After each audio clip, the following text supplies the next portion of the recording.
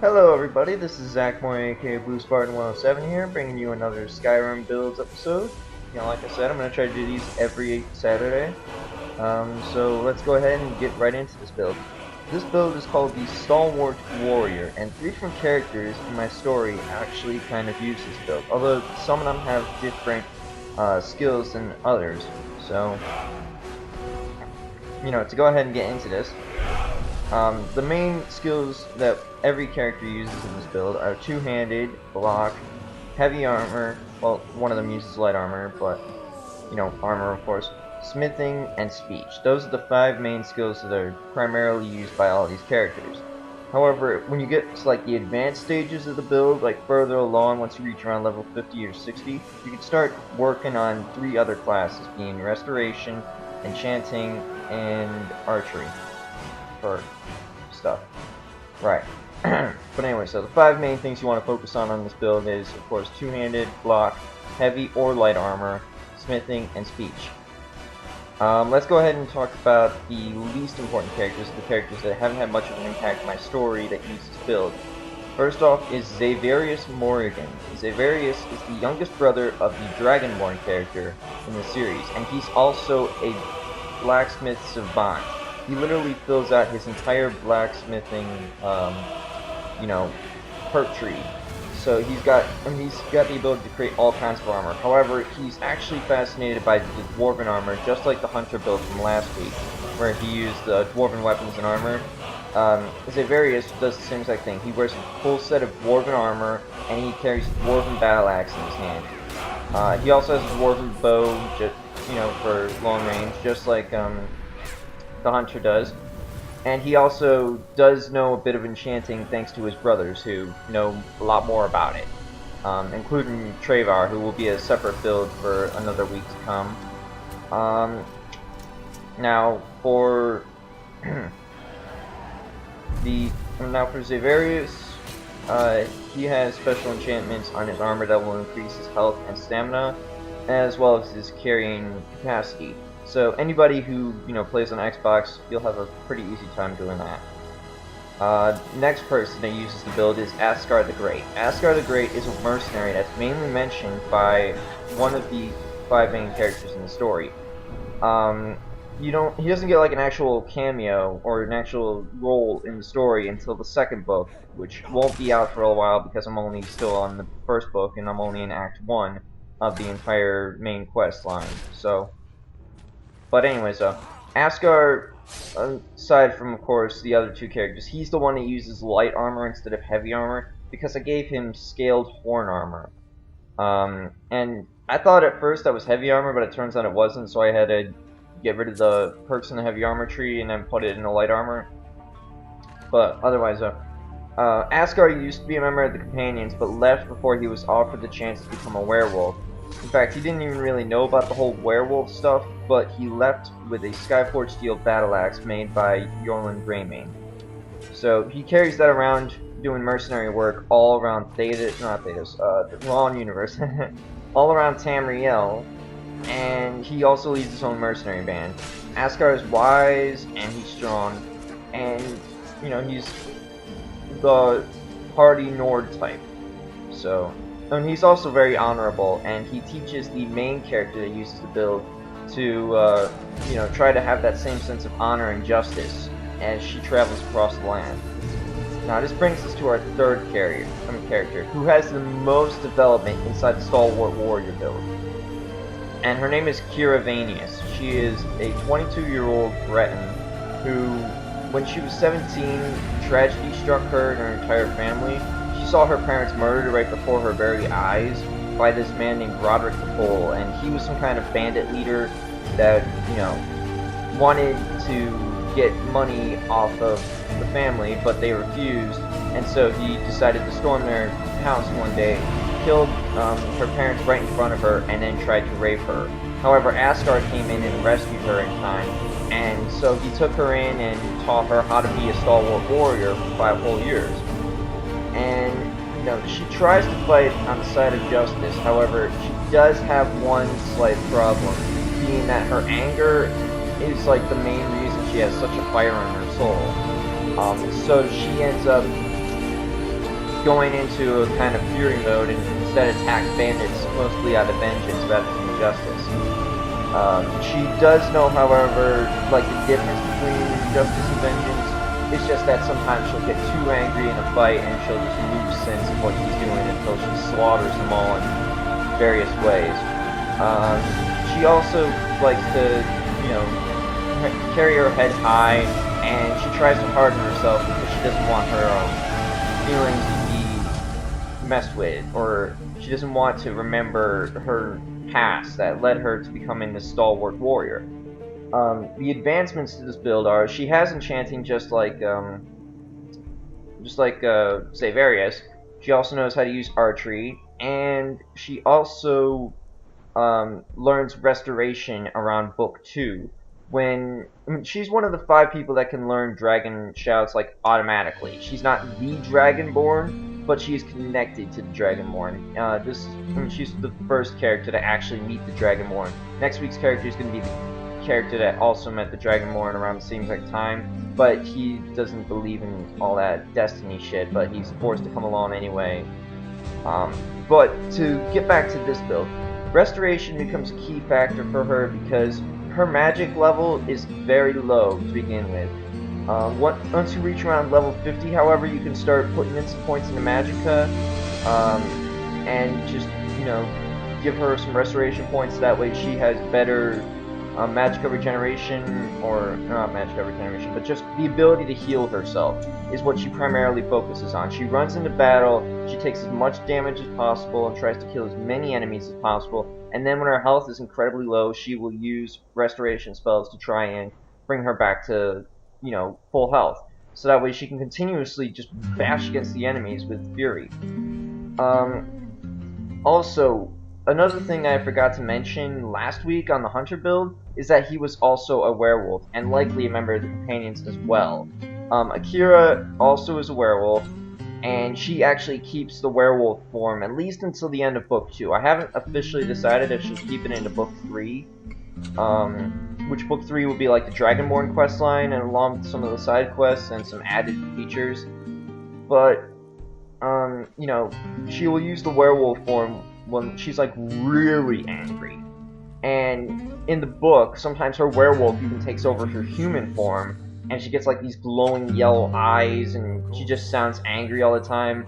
You can kind of imagine her as like the Aaron Titan from Attack on Titan, if any of you guys have ever watched that show. Yeah, she's an unstoppable force. Now, her armor usually starts off as iron armor with an iron battle axe and an iron dagger of paralysis. That iron dagger of paralysis is actually an item from Roderick the Bull, and he had actually stabbed it into her side while he was doing his thing. And she keeps it around just that way. She kind of remembers about Roderick the Bull, but she didn't want to remember his face or name until the exact moment where she met him again. And in the book, it does happen. However, it hasn't happened yet. It's going to happen 10, 15 chapters away, maybe. I'm not entirely certain yet, but all I know is the Dragonborn, Barkus, Lydia, they're going to be there with her, and they're going to see this weird transformation of hers, and when she becomes like the rage of the Stalwart Warrior, because she's got a fire in her soul, and this fire, you know, makes her unstable sometimes. Her favorite shouts to use are Fire Breath, Unrelenting Force. She'll sometimes use Whirlwind Sprint, and she'll also use Ice Form to trap people. But she doesn't use that until like much later, because Ice Form is actually learned by another build that I'll get into later. But anyways, though, to finish off with Akira, I mean, her armor later on is going to be the Nordic armor, and she will switch between using, of course, the Iron Battle Axe, the Skyforged Steel Battle Axe, Wuthrad, and she will also wield a Nordic Battle Axe in the later books, mainly Book 2, because she doesn't want to overuse Wuthrad, and she feels like using another weapon, so she makes herself a Nordic Battle Axe. She will also use a Dragonbone Battle Axe during the Dragonborn DLC, thanks to Zavarius, who actually is that much of a savant that he makes dragon bone weapons and armor for literally everyone, except for the character from next week, because, well, I can't really get into that right now, but, you know. Anyways, though, all these characters are really awesome in their builds, and you can, like, alternate them a bit. But the primary thing you need to focus on is when you level up, what you need to do is you need to put 2 points in the health and 1 point in the stamina. This makes them a bit more tanky, although their stamina cost does give them less. But some of the items you can give them can increase their stamina if you feel like it. For example, Akira wears an amulet of Kinnereth because that's her divine she had chosen to worship, and even though she's kind of a slow learner with the whole Kinnereth thing, eventually she does use Kinnereth's wisdom in order to just let go of her past transgressions, and she's able to control that fire in her soul. The reason why I keep saying fire in her soul is because it's part of the prophecy in the Dragonborn story that I'm writing, which includes Northern of Destiny, Threatened with a fire in her soul, Imperial with a lot of luck, Altmer with a gift, Dunmer with a dark secret. You know, and all those characters are going to have builds in this, just like Akira's having a build now. But anyways, though, like I said, focus on 2 health, 1 stamina. With Akira, once you reach around level 50, you can start alternating, like say 1 health, 1 magical, 1 stamina, or even like 1 health, 2 magical, 1 stamina, and just keep going until you get like that.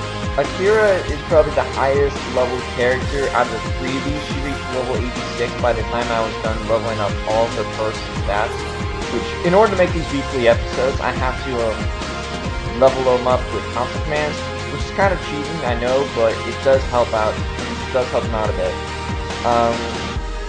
Also,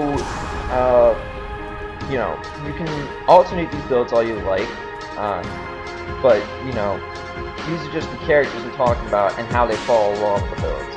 Asgar is probably, you know, the weakest out of the 3. He's level 63 right now, and that's only because I had to get rid of the heavy armor and switch to light armor. But anyways, though, just focus on that, then you'll get all that done.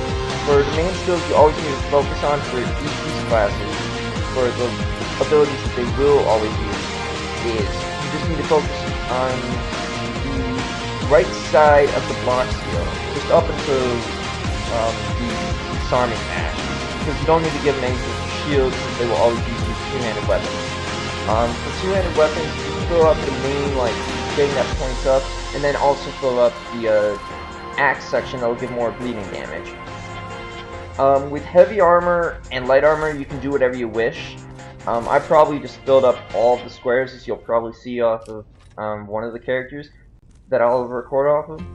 And then archery, you fill up almost everything. You don't need to keep going like I did with the hunter and get like the hunter's discipline or the ranger, but you can fill up the entire left-hand tree and then fill up the critical shot.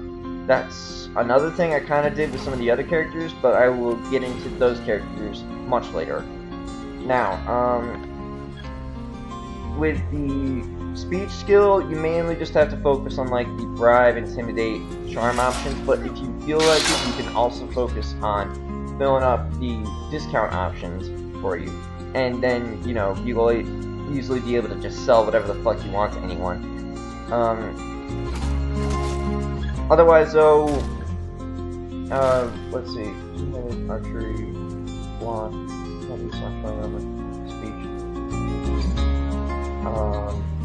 Right, for the enchanting classes, you mainly just have to fill up the straight up normal side.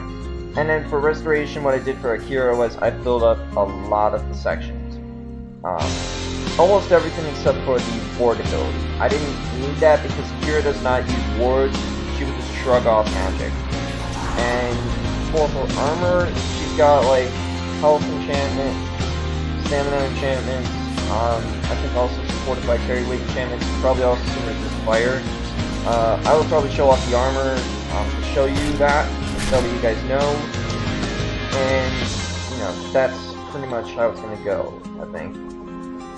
Thank you guys for watching this. You can go ahead and look down in the link below if you want to read Skyrim Destiny of the Dragonborn and learn more about Akira and perhaps Asgar and Zavarius, since they will be mentioned from time to time in Book 1.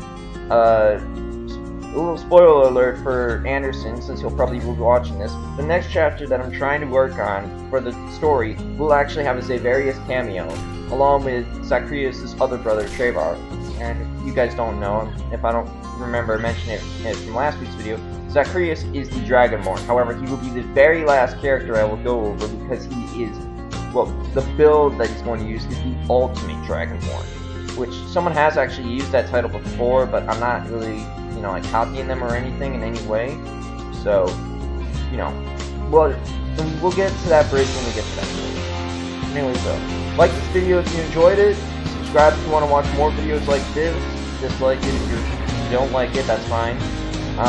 Comment on this video for, you know, like any remarks, questions about this build, or any builds you would like to see in the future.